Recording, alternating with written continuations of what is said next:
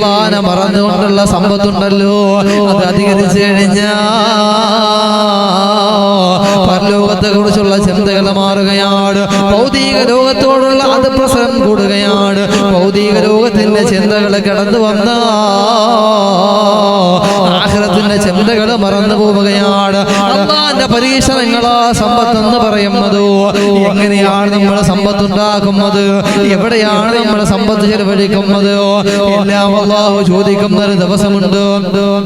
എല്ലാം അള്ളാഹു നമ്മളോട് ചോദിക്കുന്ന ഒരു ദിവസമുണ്ട്. ആദരവായ പ്രവാചകൻ നബി മുഹമ്മദ് മുസ്തഫ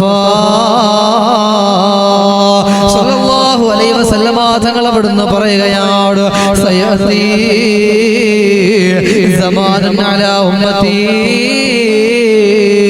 എന്റെ സമുദായത്തിൽ ഒരു വിഭാഗം ആളുകൾ കടന്നു വരികയാണ്. എന്താണ് അവരുടെ പ്രത്യേകത എന്തെന്നറിയോ?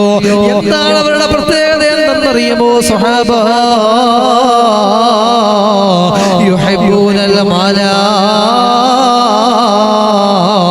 യൻസൗനൽ ഹിസാബ്.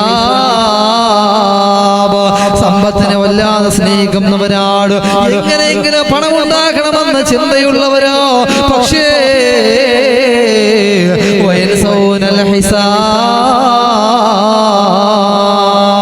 അള്ളാഹുവിന്റെ മുമ്പിലേക്ക് കടന്നു ചെല്ലുമ്പോൾ അള്ളാഹു വിചാരണ ചെയ്യുകയാണ്. സമ്പത്തിനെ കുറിച്ച് വിചാരണ ചെയ്യുമല്ലോ, ആ വിചാരണ അവർ മറന്നു പോകുന്നവരാണ്.